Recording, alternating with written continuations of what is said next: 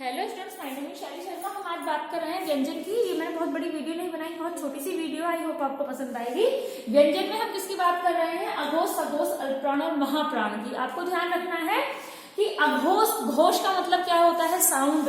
अगर हम यह बात करते हैं तो घोष का, पहले खाली घोष का मतलब समझेंगे कि जो स्वर तंत्रिकाएं हैं, जहां से हमारा साउंड निकलता है, स्वर निकलता है, उन तंत्रिकाओं में कंपन कैसे होता है? अधिक कंपन होता है या बहुत कम कंपन होता है? इसके आधार पर हम समझेंगे कि ये चीजें क्या है। तो घोष का मतलब आप समझे होंगे कि साउंड, आवाज या ध्वनि। अब यहाँ पर ध्यान देना, पहली चीज आती है अघोष। ये हम घोषत्व के आधार पर स्वर तंत्रिकाओं में कंपन समझ रहे हैं कि स्वर तंत्रिकाओं में कंपन कैसे कैसे होते हैं। पहली बात करते हैं अघोष। देखेंगे जब आवर्ड आ जाता है ना, तो यहाँ पर ना आवर्ड से आप थोड़ा थोड़ा समझ जाएंगे। अगर आप यहाँ पर उपसर्ग पढ़े होंगे कभी तो आप शायद समझ जाएं। देखो खाली घोष पर ध्यान देना पहले, ठीक है।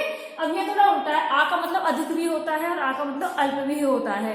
तो दोनों ही कंडीशन हो सकती है, आपको ये चीज समझनी है यहाँ पर थोड़ी सी। तो यहाँ आ अधिक के लिए प्रयोग हो रहा है। देखेंगे उच्चारण में स्वर तंत्रियों की ध्वनि में अगर कंपन होता है, यानी उच्चारण आप कर रहे हो और उससे स्वर तंत्रिकाओं में क्या हो रहा है, उसकी ध्वनि में कंपन हो रहा है, तो वो चीज क्या कहलाएगी? अघोष कहलाएगी। अब यहाँ पर मैं एक दो व्यंजन लिख रखा है, क्या है ये समझ लीजिए। इसका मतलब है, देखेंगे अगर हम व्यंजन की बात कर रहे हैं तो व्यंजन में हम जरूर वर्गों की बात करते हैं। वर्ग क्या? का वर्ग, चा वर्ग, टा वर्ग, ता वर्ग और पा वर्ग। का, चा, टा, ता, पा, 5 वर्ग हैं। अब हर 5 वर्ग का पहला और दूसरा जो व्यंजन है, पांचों वर्ग के पहले और दूसरा व्यंजन क्या कहलाता है? अघोष कहलाता है। अब आप बोल के देख लीजिएगा, पहला और दूसरा। जैसे उसने कहा कंपन होगा, ठीक है, किसमें? स्वर तंत्रिकाओं में से क। आप अपने गले को छूकर भी देखिए, हल्की सी गड़गड़ाहट होती है।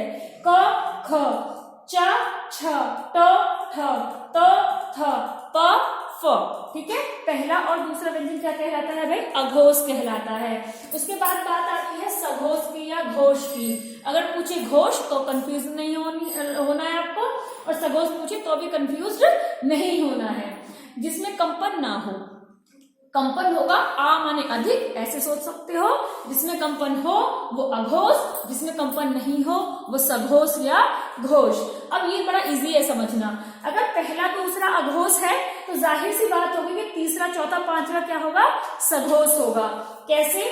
जैसे ग, घ, द, ऐसे लग रहा है बोलने में जैसे बहुत पोलाइटली हम इसे बोले जा रहे हैं, लेकिन यहाँ क, खा को जब हम बोल रहे थे तो वहां पर गड़गड़ाहट हो रही थी, लेकिन ग, घ, ड़ हम बोल रहे हैं, वहां पे गड़गड़ाहट हमारे गले में नहीं है। तो वो क्या कहलाएगा भाई आपका? ये तीनों क्या कहलाएंगे? हमारे सघोष या घोष कहलाएंगे। आई होप आपको समझ आ रहा होगा। नहीं आता तो प्लीज कमेंट करना। फिर इसके बाद आता है अल्पप्राण और महाप्राण। पहले आप एक वर्ड समझ लीजिएगा। यहाँ पर प्राण जो है, यहाँ शब्द, इस प्राण का मतलब होता है वायु, ठीक है। हम बोलते हैं ना किसी के प्राण निकल गए, तो प्राण का मतलब है उसकी श्वास, यानी उसकी वायु चली गई। तो प्राण का मतलब वायु से होता है। तो अल्प माने कम, महा माने ज्यादा। वर्ड से समझ पा रहे हो? अल्प का मतलब कम और महा का मतलब ज्यादा। तो अल्प प्राण में क्या होगा? जहां पर हवा क्या होगा? मुख से कम हवा निकले, वो चीज क्या कहलाएगी? अल्प। यानी मुख से जहां थोड़ी हवा निकले वो कहलाएगा अल्प प्राण, और जहां मुख से अधिक हवा निकले वो कहलाएगा महाप्राण। अब इसकी छोटी सी डेफिनेशन आप ऐसे ही समझ गए होंगे कि प्राण का मतलब वायु, अल्प का मतलब थोड़ी और महा का मतलब ज्यादा। अब यहाँ भी हम जो 1 2 3 1 3 5 और 3 4 5 सॉरी 1 3 5 और 2 4 लिख रखा है, इसका मतलब भी क्या है? वर्ग से ही है। वर्ग यहाँ है का, चा, टा, ता, पा। अब यहाँ आप देखते हैं पहला, तीसरा, पांचवा। देखो एक एक का गैप कर दिया, आप ऐसे भी याद रख सकते हो कि अघोष में क्या था? पहला, दूसरा। सघोष में क्या था? तीसरा, चौथा, पांचवा। और अगर अल्पप्राण की बात करते हैं तो पहला, तीसरा और पांचवा, यानी एक एक की गैपिंग है। और अगर आप बोल के भी देखेंगे तो आप शायद समझ पाएंगे। अल्प का मतलब थोड़ा, तो आपने बोला क में उतनी हवा नहीं निकलती, मुंह से प्राण उतने नहीं निकलते हैं। लेकिन इसके अलावा अगर आप 2 और 4 की बात करें, खा, अगर सामने वाला खड़ा है तो उसको महसूस हो रहा है खरगोश, हवा बाहर आती है, यानी इससे अधिक हवा निकलती है।